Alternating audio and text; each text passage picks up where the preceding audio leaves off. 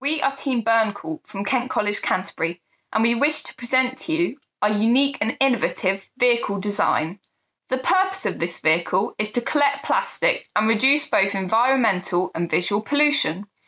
Due to the coronavirus prohibiting travel, we have all come to fully appreciate the natural landscapes at our doorsteps and therefore are going to focus on these areas near our homes. Without further ado, let me introduce you to the rest of the team.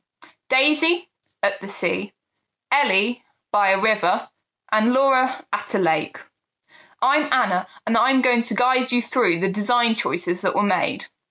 Firstly, Laura, what are some of the key features and reasons as to why we chose them? The amphibious vehicle will be shaped similar to the box, the size of an A3 piece of paper.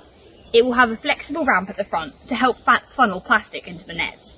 There is a conveyor belt in the body of the vehicle which ensures unidirectionality of plastic movement so it cannot escape the net. The net itself, made of nylon, is durable and can carry almost 1 kilo of plastic or other recyclable materials. Dual motors allow for the vehicle to change direction, moving tyres independently of one another. The high traction tyres allow for movement over steep slopes, mud and some rocks. Daisy, can you please outline how the vehicle will clear plastic from the beaches? The amphibious vehicle will effectively work by scooping up the plastic and storing it in a strong and durable net until recycling can occur. Firstly, you can see that I'm standing at low tide, meaning that the vehicle will have to operate in relatively thick mud, which can drain both battery life and result in the vehicle becoming stuck. We've innovatively overcome this problem through the use of multiple alternative power sources, including solar power, generators, and a powerful yet lightweight rechargeable battery. Also, our tracks have considerable traction and also act as paddles, meaning our vehicle can operate in any depth of water. Now, Ellie, can you please explain how it will work in rivers? Firstly, the presence of reeds may cause some problems, but the smooth design of traction tyres allows for uninterrupted flow through the water. Current may also pose some issues, however, we plan to work with the flow of the water, which is beneficial both for saving battery and improving speed. Laura, can you please explain the operations in a lake? Plastic floating within can be collected easily and efficiently, whilst battery life is mostly used effectively.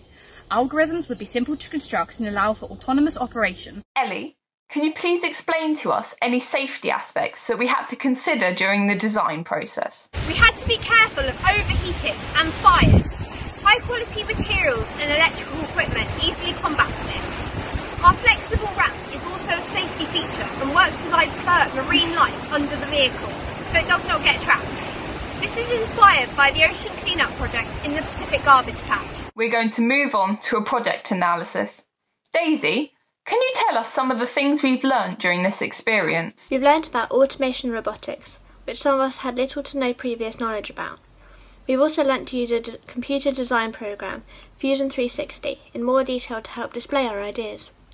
But the most important thing was that we have learned to research and discuss passionately a current global issue and ways that we can contribute to fighting plastic pollution. Ellie, would you like to mention any experiments or unsuccessful designs? Our original vehicle design had interchangeable paddles and tyres, but we later realised that this would mean it would not work in shallow waters. Our new design of tyre extensions was far more versatile. Also, we intended to have holes in the ramp for sand or mud to slide through. However, we later realised that wildlife could easily become entangled. Furthermore, small plastics would also slip through, and these are ultimately what pose the greatest threat to wildlife. Daisy, can you please explain to us any problems we had as a team? One of the main issues with our team was communication. Our school shut down due to COVID-19, which made it more difficult to discuss our design. However, we've overcome these issues by collaborating over video calls, setting ourselves deadlines for when drafts needed to be due, and delegating the sectors. Laura, is there anything you would change about our approach towards the task or the competition itself? If we did this project again, we would probably start writing sooner, as we spent a lot of time on our design stage.